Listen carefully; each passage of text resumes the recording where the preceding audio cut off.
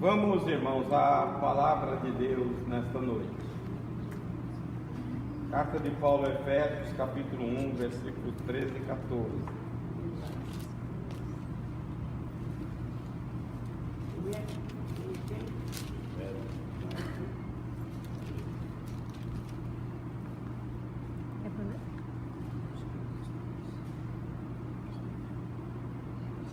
Todos acharam, amém? Amém. Então está escrito assim: em quem também vós, depois que ouviste a palavra da verdade, o evangelho da vossa salvação, tendo nele também crido, fostes selados com o Santo Espírito da promessa, o qual é o penhor da nossa herança, até ao resgate da sua propriedade, em louvor da sua glória.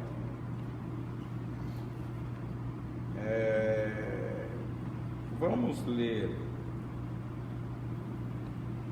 esse texto na linguagem de hoje. Vamos ver se eu consigo. Tá? Eu tenho. Hein? Ele está no celular hoje. Você tem linguagem de hoje aí? Tem. Eu também tenho.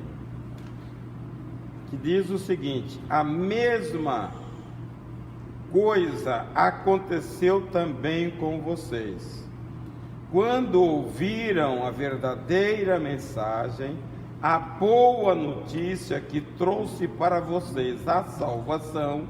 Vocês creram em Cristo, e Deus pôs em vocês a sua marca de proprietário, quando lhes deu o Espírito Santo que ele havia prometido.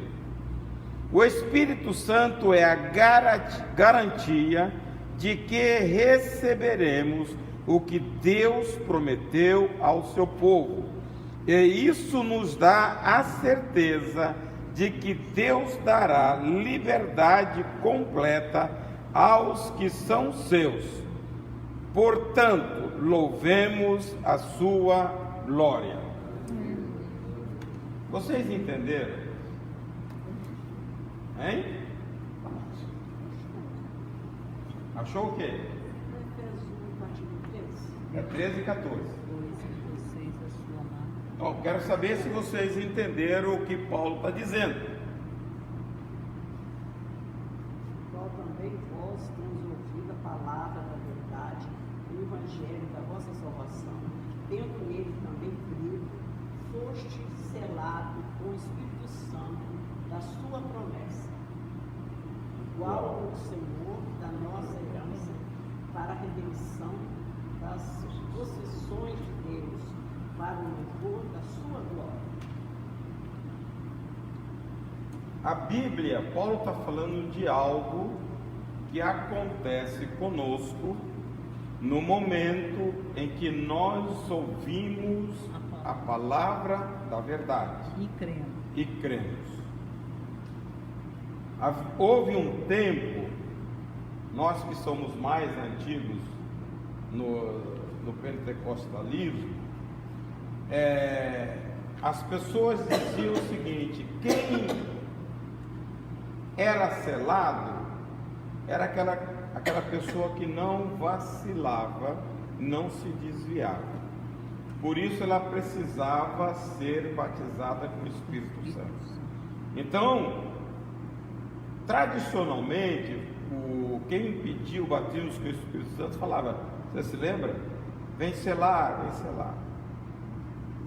E aí viu que também os crentes batizados com o Espírito Santo davam linha e se desviavam. Então, por quê? Porque as pessoas, por que as pessoas se desviam? Viver verdadeiramente com essa palavra. Deixa de vigiar, troca as coisas de Deus pelas coisas do mundo. Então todos são passíveis de desviar. Só se encantar com o mundo, você deixa de olhar para o Senhor. E essa coisa é tão séria que hoje você tem uma quantidade enorme de pessoas desviadas que já passaram pela igreja fora.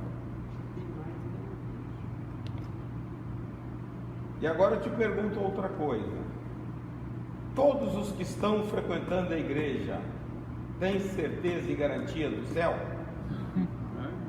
Por quê?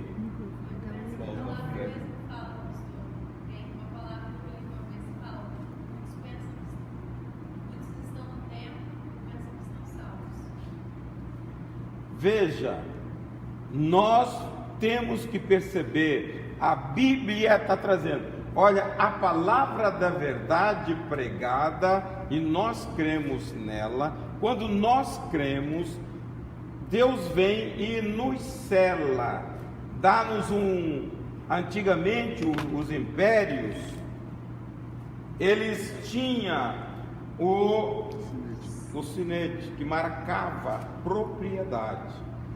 A Bíblia está dizendo que nós temos este selo do Espírito como promessa. Esta promessa está condicionada a uma aliança que Deus fez lá no início com Abraão.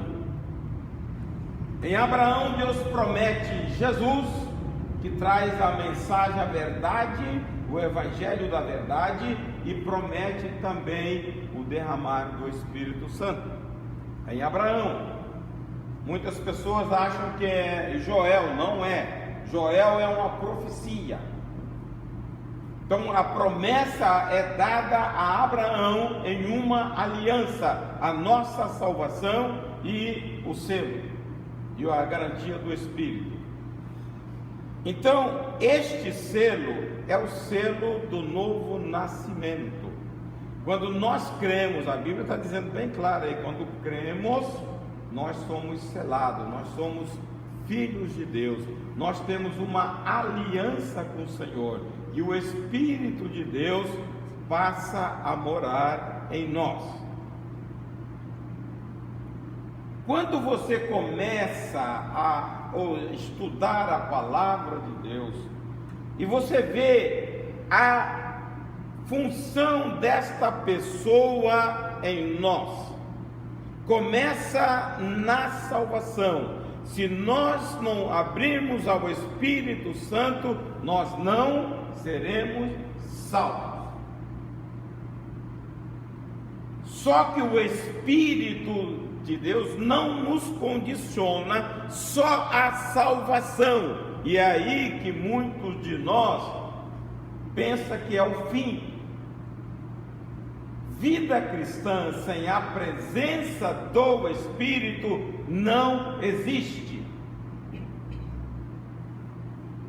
Paulo em Romanos, se não me engano, 8 e 9 diz: aquele que não tem o Espírito, hein?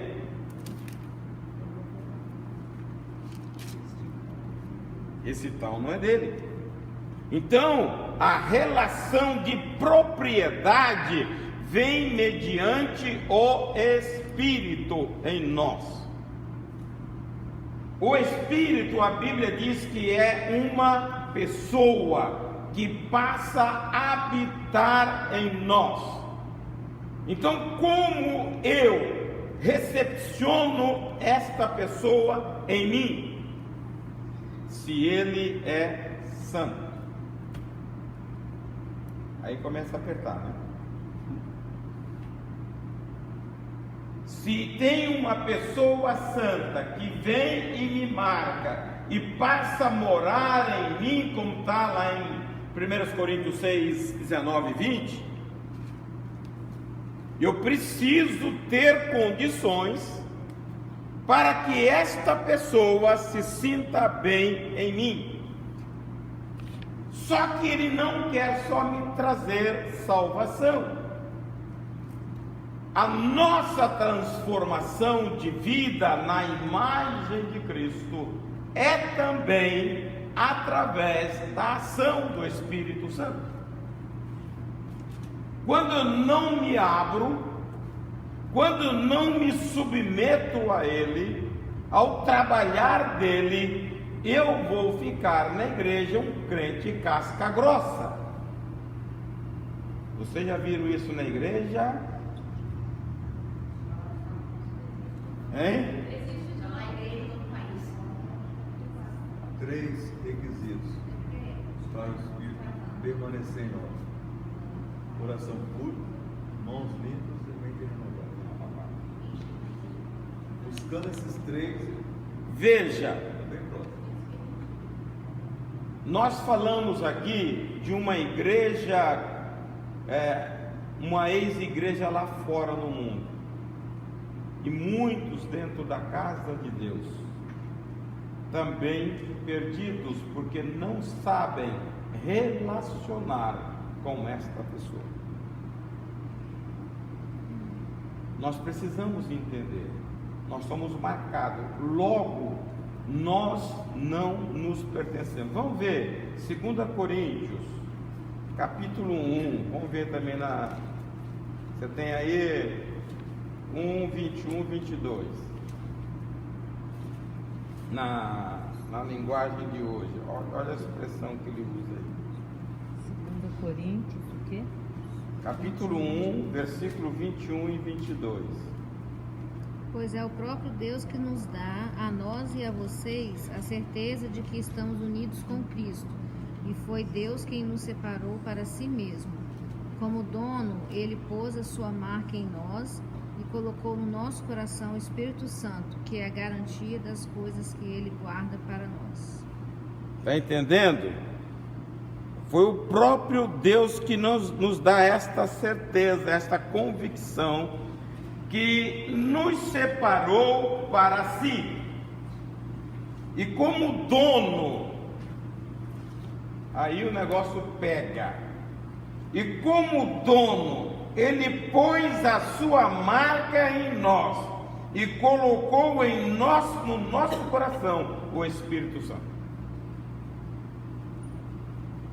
Quando eu não entendo o ministério do Espírito Santo na nossa vida, eu não consigo avançar na caminhada cristã, no desenvolvimento rumo à maturidade, porque é Ele que faz.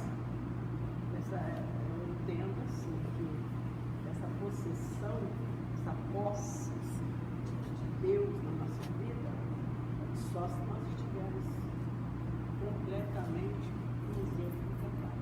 Porque Ele não vai tomar posse de uma coisa de tanto escuro, coisa de Deus. Só toma posse daquilo que for verdadeiramente. Eu vou começar 1 João 1, acho que é 1 e 10 ou 1 e 8, 1 e 8, 1 e 10. Irmãos que estão sem pecado, enganamos a nós mesmos, e a verdade não está em nós. E aí? Se confessamos os nossos pecados, Ele é fiel e justo para perdoar os nossos pecados. E aí? E purificar de toda a Hein, Raulino? E aí? Deixamos de ser morada do Espírito? Veja, a Bíblia está dizendo: se falarmos que não temos pecado, Estamos nos enganando. E não há verdade em nós. mas que tipo de pecado?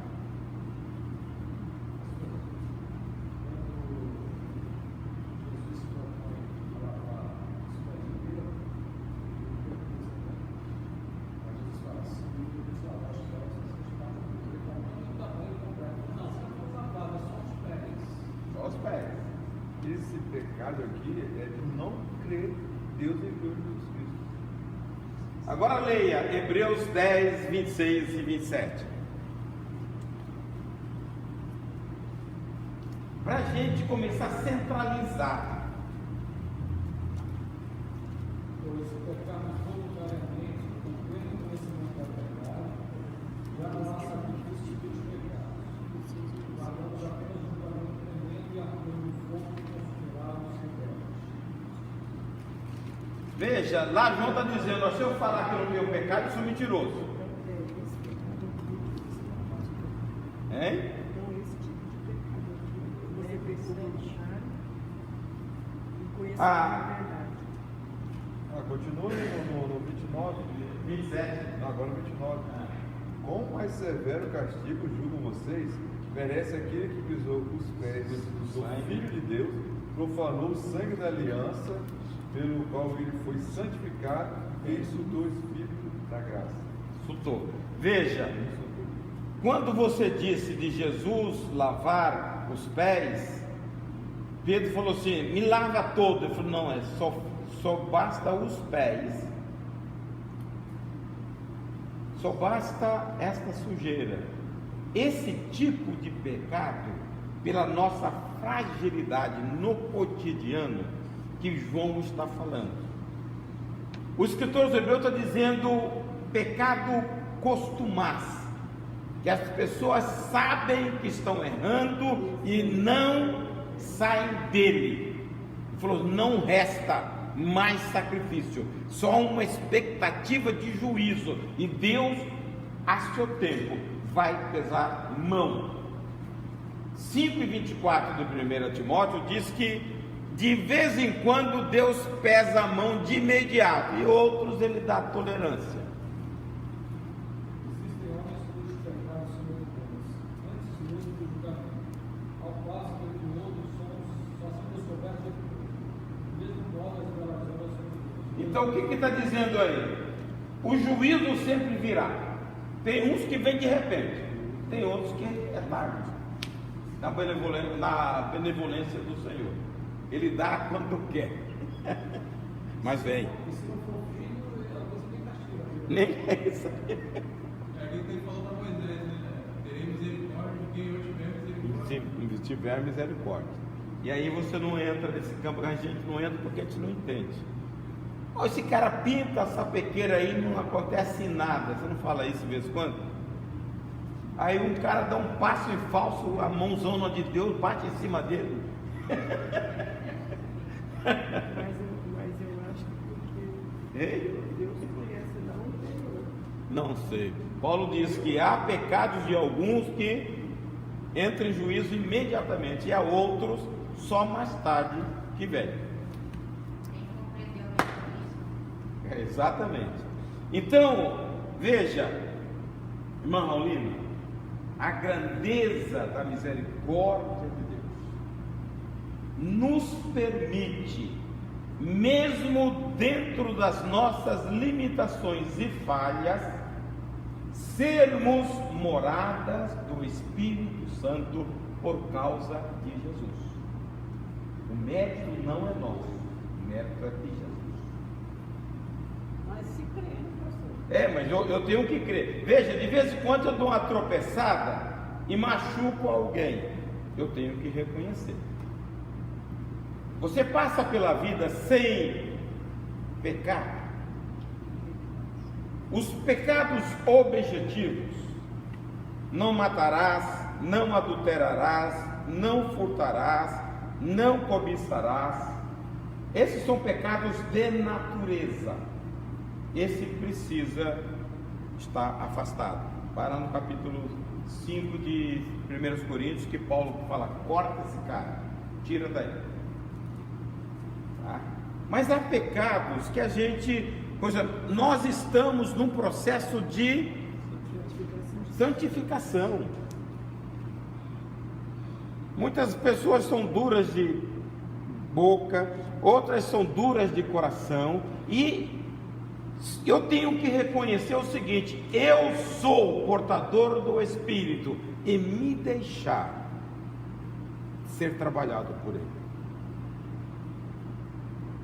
Capítulo 1, verso 6 de Filipenses, veja a obra. Paulo diz: aquele que começou em vós a boa obra, Ele aperfeiçoará até quando? Até o dia de Jesus Cristo. Então é a vida toda.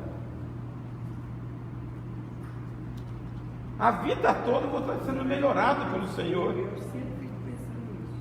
Ó, Jesus, coloca a tua misericórdia no meu coração. Porque você você quer que o outro seja, você já esteja pronto, igual você está. Não é assim. É a vida Igual você toda. não tá, né? Hein? Igual você não tá, né? Igual você não tá. Mas um já andou uma boa caminhada e o outro está começando. Então, você sabe. Então eu tenho que reconhecer esta pessoa em mim, que eu tenho a marca, eu sou, tenho a possessão dela e deixar que ela trabalhe na minha vida. Se eu não reconhecer isto, olha, eu não vou avançar. E o propósito de Deus é nos levar cada dia além. Só quem faz isso é o Espírito Santo em nós. É o trabalhar do Espírito Santo.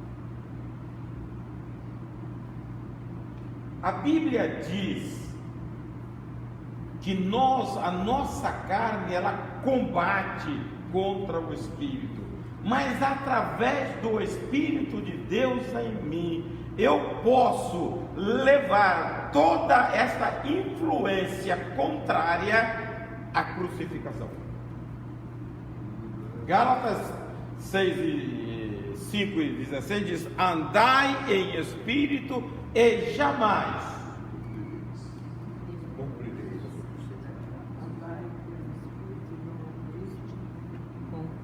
a concupiscência da carne. Então ele diz que toda a sua natureza, quando você está debaixo da ação do Espírito, ela é controlada.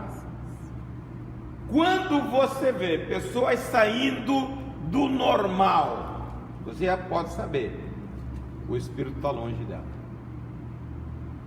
Crente espinhoso, briguento, reclamão. Aí você não precisa, hein? Faccioso. Aí você não precisa nem julgamento, você já sabe que não está andando no Espírito. Então, nós precisamos ter o domínio do Espírito em nós, porque a nossa carne, a nossa natureza produz naturalmente coisas que abominam o Senhor, só através do Espírito Santo de Deus. O que a Bíblia está dizendo? Que nós somos propriedades de Deus. Veja lá, 1 Pedro 2:9. Mas vós sois a geração eleita, o sacerdócio real, a nação santa, o povo adquirido, para que anuncieis as virtudes daquele que vos chamou. O povo adquirido, o povo comprado. 6 e 20, 1 Coríntios diz: foste comprado por um bom preço, portanto glorificai a Deus no vosso corpo. Então eu tenho que ter uma relação de proximidade com o Espírito, relação de proximidade, de interação com ele. Quando você vê Efésios 4:30, fala assim: não entristeçais o Espírito, no qual Hoje selado para o dia da redenção. Veja, esta marca que Deus coloca em nós, Ele tem um propósito, é nos levar ao final, o dia da redenção. 4:30. Tem que saber de cor, hein? Pelo tempo decorrido, já tem que saber a Bíblia de cor. Não entristeçais o Espírito Santo de Deus, no qual foste selado para o dia. Veja, ele tem um propósito, ele te sela, ele te marca para você chegar ao fim. E quando você não chega, você frustra o propósito de Deus. E trazer a carne sacrificada. Mas se você sabe pela Bíblia, olha, tem hora que eu não entendo os crentes, sabe? Eu falo muito com o jovem. A Bíblia diz: olha, jovem, foge do desejo da mocidade. O cara vai para cima. Não precisa nem falar, vai cair. Se a Bíblia está falando, vai para o extremo, o cara vai lá para o meio do perigo, vai cair. Jesus diz: olha, não brinca com a carne, que esse bicho é fraco. E você está brincando toda hora. Aí depois o que você quer? Você não sabe que é perigoso? Está na Bíblia, ó. Jesus que falou. Então você tem que fugir, ué. E você tem que atentar para isso. O que é isso para a nossa vida? Quem que liberou o Espírito para nós? No final, na noite que Jesus foi traído, ele disse: convém que eu vá, porque se eu não for, o Espírito não virá. Jesus paga um preço altíssimo e manda uma pessoa estar conosco para nos fazer vencedor. Agora, como que Salmo 116, se não me engano, verso 12, nós lemos porque achamos bonito, mas qual é a atitude que nós tomamos para isso? Que darei eu ao Senhor por todos os benefícios que me tem feito. Veja, Ele me deu uma salvação, Ele colocou uma pessoa ao meu lado, e você quer ser um crente meia boca.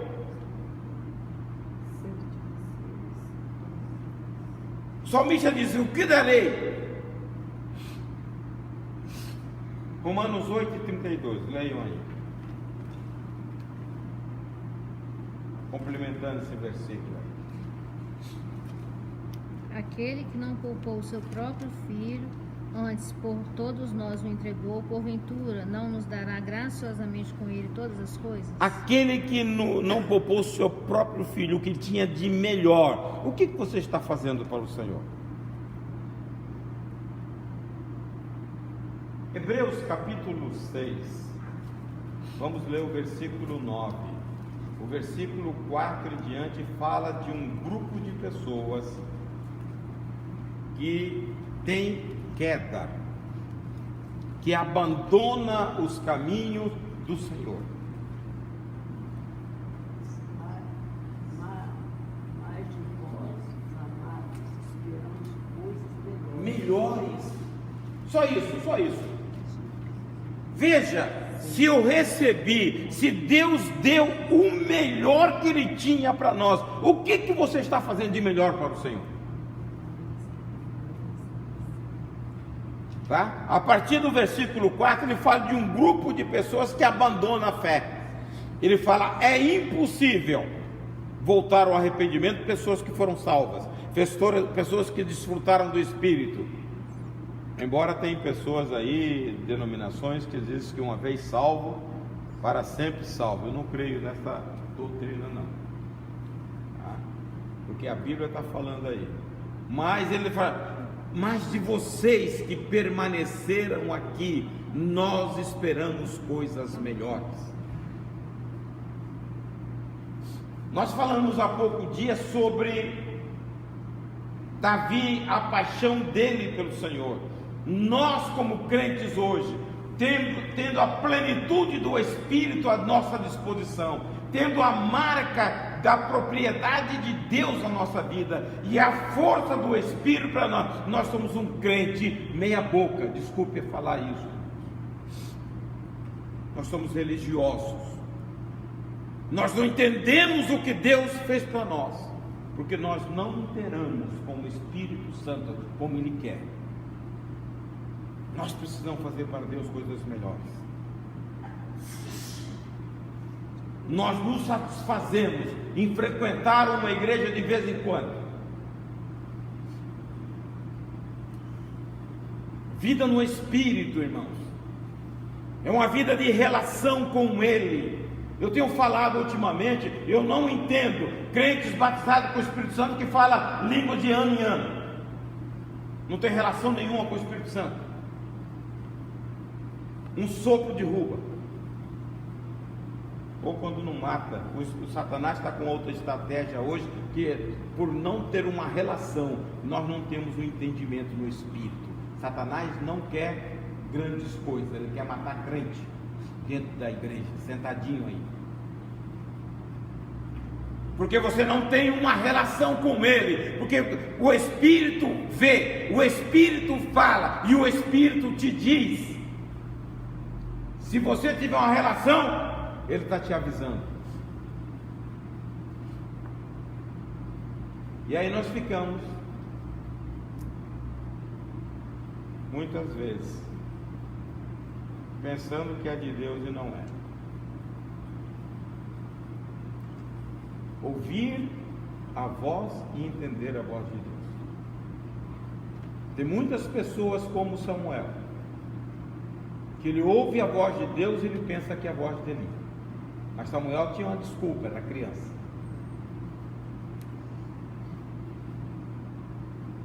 Até que o velho acorda, ele fala assim: opa, é a terceira vez que esse garoto ouve a voz e não é a minha. Então ele dá o caminho. Fala, Senhor, que o teu servo ouve. E ali Deus começa a falar. Deus quer falar conosco, irmãos, através do Espírito, através de relação com Ele. Deus quer falar conosco, mostrando a nossa necessidade e dependência dele. Foi por isso que Ele nos selou. Nós não pertencemos a nós, nós temos um dono. E o que você faz para esse dono? Se Deus te comprou, se Deus é seu dono, você não tem vontade para fazer nada. E aí nós priorizamos muitas coisas e deixamos Deus para trás. Irmão, a Bíblia é séria. Busque primeiro o reino de Deus. Priorize na sua vida Deus. Depois, as suas necessidades Ele vai contemplar. Mas se o seu coração for dele, Salmo 37:4 diz: deleita-te no Senhor e Ele atenderá o desejo do teu coração, desde que Deus seja a sua necessidade primeiro. Tudo para nós é mais importante. Nós estamos fazendo para Deus o melhor?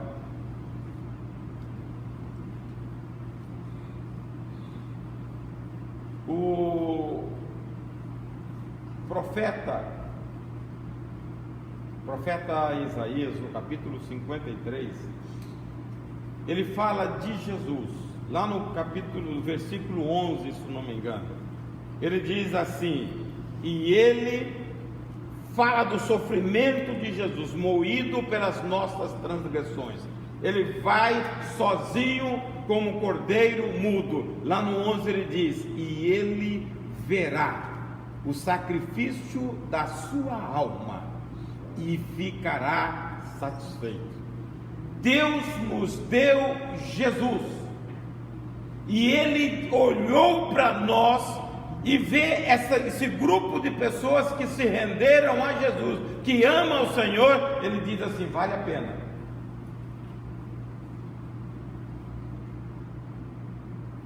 O sacrifício do filho. E agora?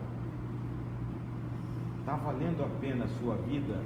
Você está fazendo o melhor para Deus com a sua vida, que ganhou tudo isso?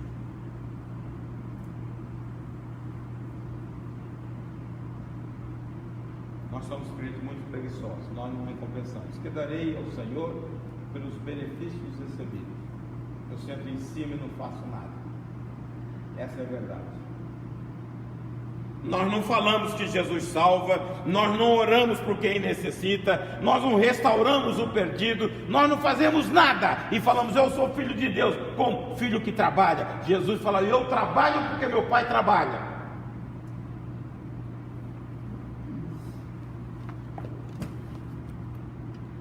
irmão, você tem a primícia, você tem um espírito, você tem uma pessoa.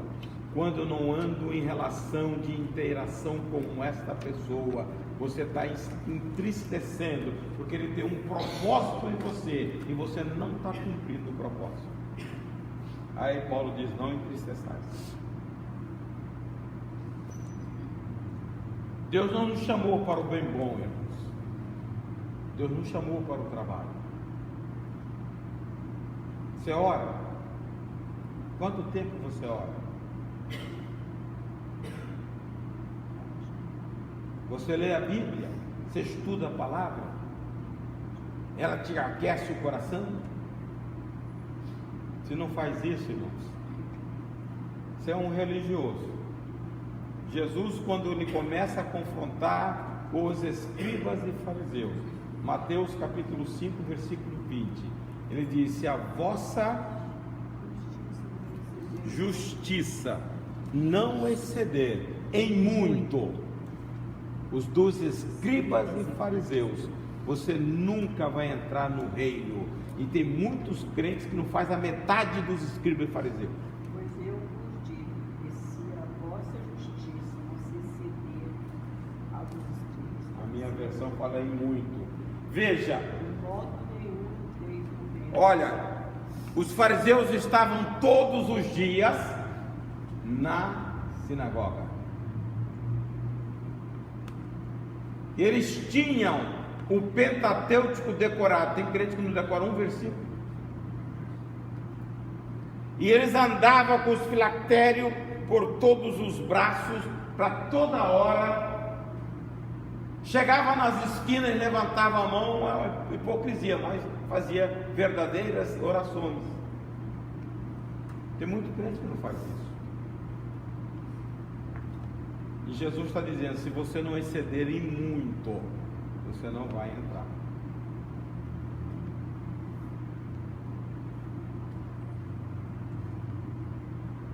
A relação nossa com o Espírito, hein? Por quê?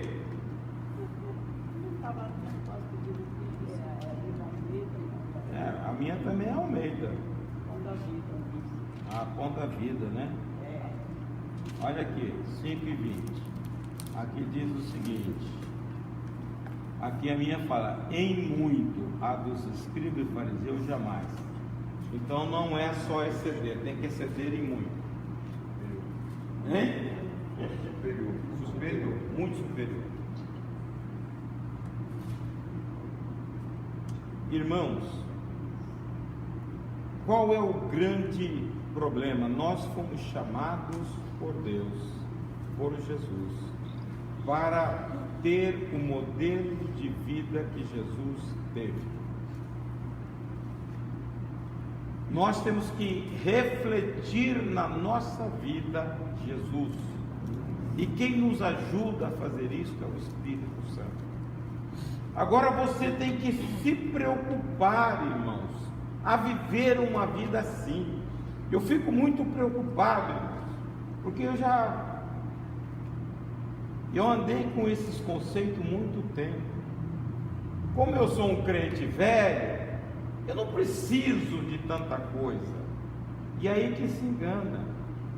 A minha vida precisa transformar todos os dias. Eu preciso me render aos pés do Espírito para Ele mudar a minha natureza, para implantar definitivamente a natureza de Cristo. Está lá em 2 Pedro 1:4, que nós somos chamados para isto.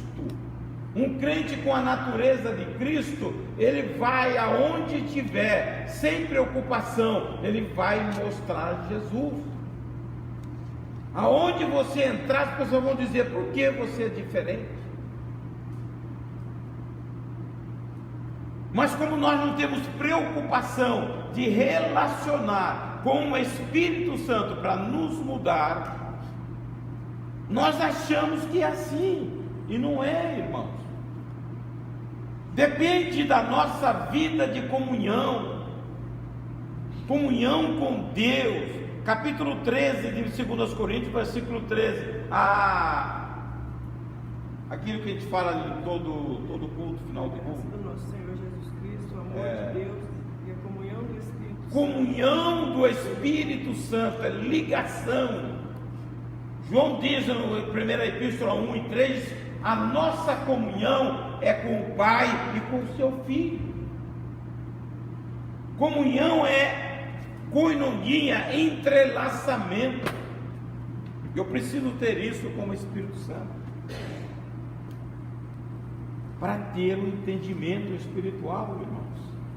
Nós não somos desta natureza, nós somos espirituais.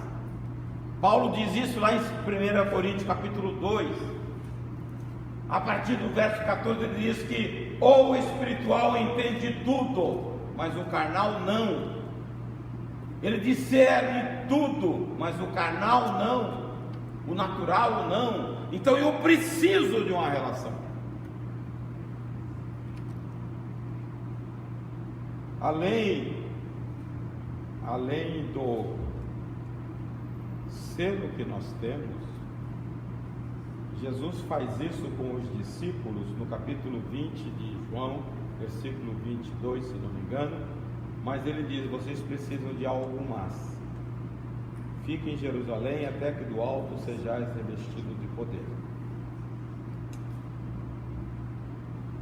Para que este revestimento te condicione a trabalhar melhor para o Senhor. A nossa evangelização, através do revestimento do Espírito, ela tem melhor eficiência.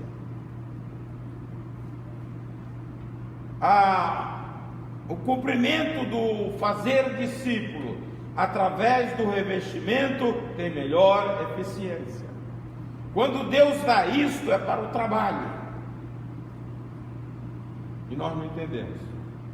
Nós queremos nos prostramos. O que é que você faz para o Senhor?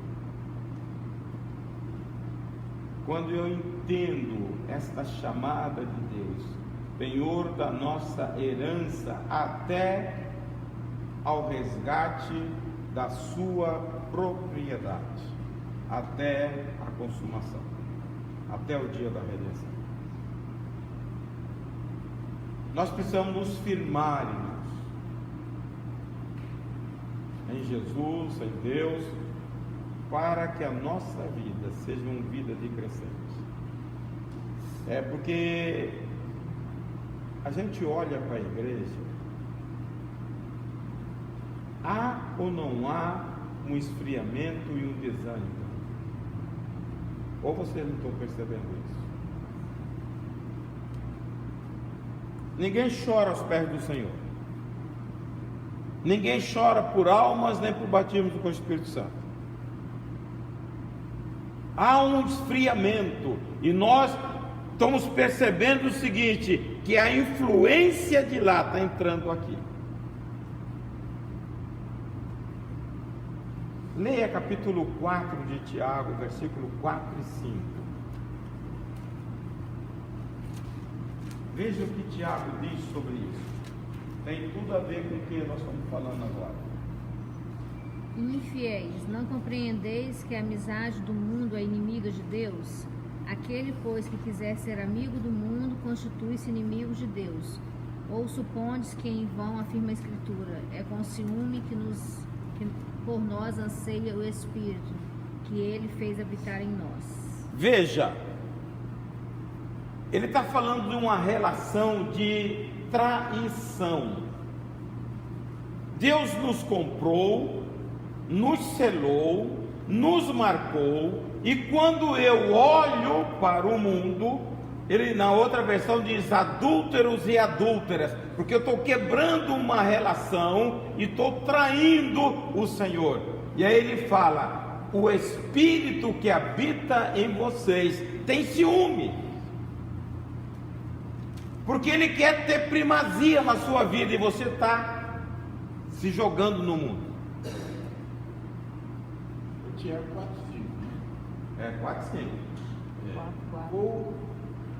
cuidai vós, e em vão diz a Escritura, Que o Espírito que habita em vós em nós habita, tem ciúme. tem ciúme. Por quê? Porque ele quer um vaso santo. E nós estamos sendo encantados com as coisas do mundo. Nós estamos traindo aquele que nos comprou, que é o nosso dono. Quando você casa, você promete fidelidade ao seu cônjuge. E quando você quebra essa aliança, você está traindo. Assim Tiago está dizendo da nossa relação com Deus. Nós somos propriedade dele. Não podemos olhar para o mundo. Capítulo 2, versículo 15 de 1 João diz que quem ama o mundo, o amor do Pai não está nele. Tiago 4, infiéis. Infiéis. O outro é falar adulto. Que a amizade do mundo é inimizade Contra Deus. Portanto, aquele que quiser ser amigo do mundo Se constitui inimigo de Deus. Não há compatibilidade. Aquele que diz que está nele, também deve andar como ele andou. Isso é 2:6. O outro é 2:15 que eu falei. 2:15. Não ameis o mundo, nem o que no mundo há. Se alguém ama o mundo, O amor do Pai não está nele. Então, veja, se eu tenho uma relação de propriedade selada com o Espírito Santo, eu não posso nem cogitar. É por isso que nós dependemos da oração.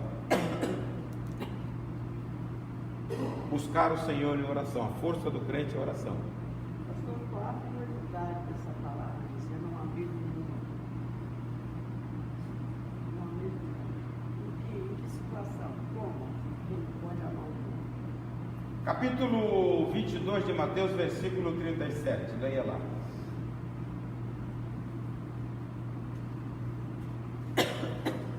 Depois eu vou complementar para você. 37?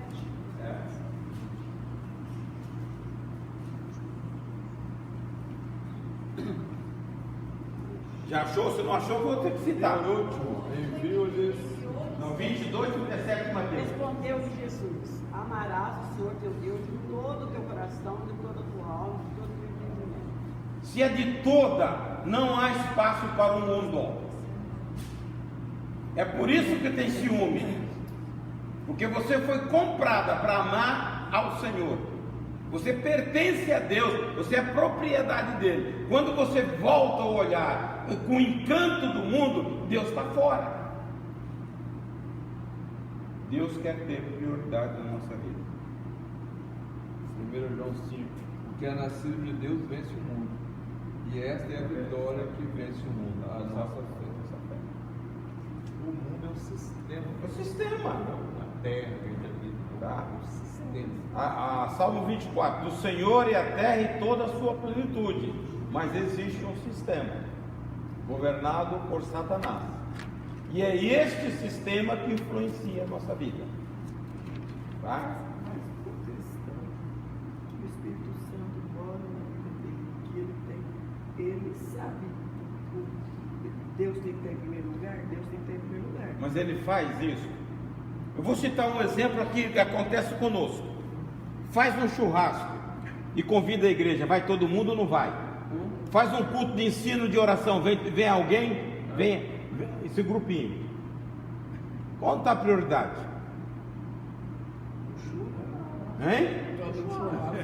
Passa um grande filme, se não vão para a porta com antecedência. Aqui, você começa a ministrar o culto 7h30, a partir do domingo é 7 horas, e tem gente chegando 8 horas. Agora, onde está Deus? Aquele que deu o melhor para você que tinha. Ele falou, deu para morrer pelo seu pecado, porque você merecia a morte e condenação. Aonde nós não estamos entendendo? O que nós estamos fazendo melhor para Deus? Nós chegamos aqui arrastando. Você chega, você vê crente assim, ó, parece que vem com a canga. Mas vem, parece, não vem. Falar nas costas de Deus. E aí fala assim, eu amo a Deus. Será que ama a Deus mesmo? Eu tinha uma conhecida que ela falava que ela ia na igreja porque ela tinha medo de ir para o inferno. Não vai para a igreja porque ama a Deus, vai porque tem medo de ir para o inferno. Reconhecer, Senhor, o que eu darei a Ti pelos benefícios que eu tenho recebido. Nós recebemos algo que dinheiro no mundo nenhum paga, a salvação através da morte de Jesus. Aleluia. Para prestar 1h30 de culto, tem gente que levanta, fica na porta ali 10 vezes. Pastor, eu percebo que 5 a 10 minutinhos de senhora antes do culto incomoda muito. Incomoda. Porque as pessoas não querem. A oração é o único meio que você fala com o Senhor. Ele tem vários meios de falar, mas nós temos um único meio e ninguém gosta de orar. Que relação você tem com esse Pai, com esse Deus que te ama extremadamente, que te deu o melhor que Ele tinha? O que você está fazendo de melhor? Só parar para pensar um pouquinho. Quando você troca algumas coisas de Deus, você está amando muito.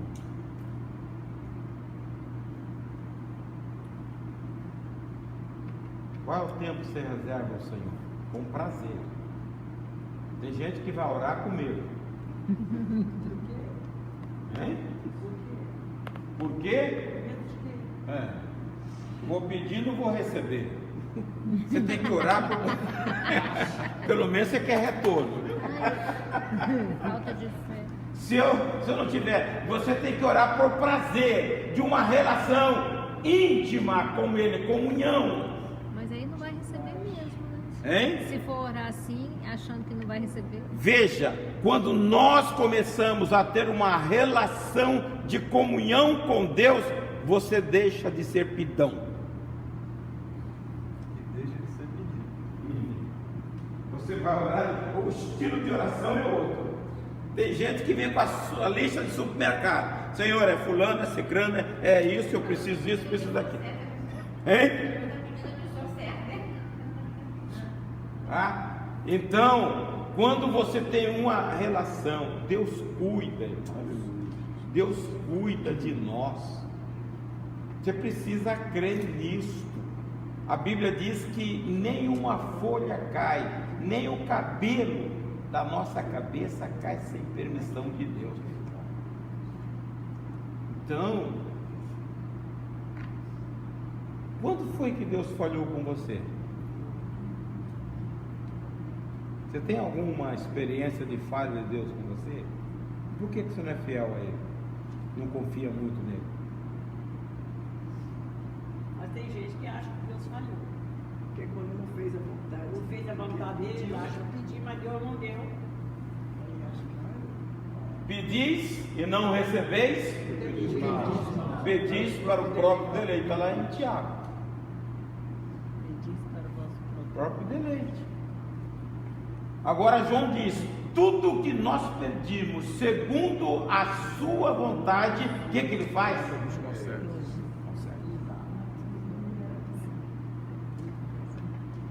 A vontade de Deus está aqui. Você tem que aprender a saber qual é a vontade de Deus. Irmão, nós precisamos navegar no Espírito de Deus, que Ele está em nós, nos guia, nos dirige, nos conforta, nos intercede ao nosso favor.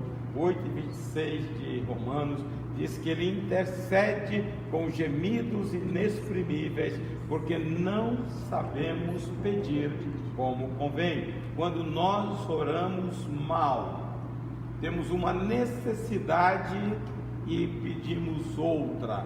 A Bíblia diz que a intervenção do Espírito é para corrigir aquilo que você está pedindo mal. Amém. Glória a Deus.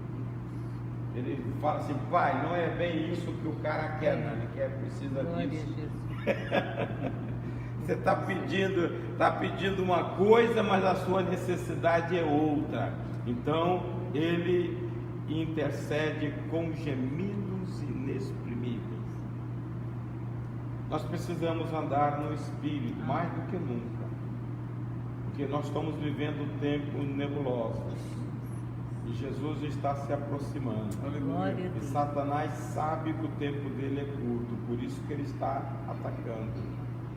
Tem muitas pessoas feridas e doentes dentro da igreja, incapazes de abrir o coração ao Espírito. A capacidade de Deus, que é o Espírito, graça, ele te favorece.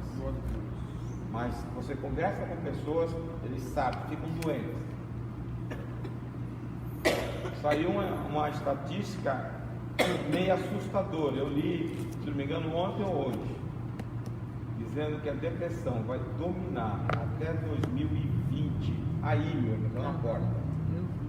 Eu li. Você não viu? Vai dominar até 2020. Não está longe não, está aí, irmão. 2019 está chegando. Leu, uai. Então, é a estatística médica, tá? E tudo isso proveniente de uma mente presa, de um coração preso que não sabe. O crente foi chamado para viver em liberdade no Espírito. Aleluia. Eu lembrei do Senhor porque fala que o medo é o que mais aprisiona. Aprisiona. O medo. Tá? Então, é uma coisa séria. E isto está entrando sorrateiramente dentro da igreja. E que não era, porque nós temos uma outra mentalidade. A nossa mente deveria ser mente de Cristo. Está lá em 1 Coríntios 2,16. Então, Paulo diz: vós tendes a mente de Cristo. Mente de Cristo não pensa bobagem, pensa na palavra. Amém?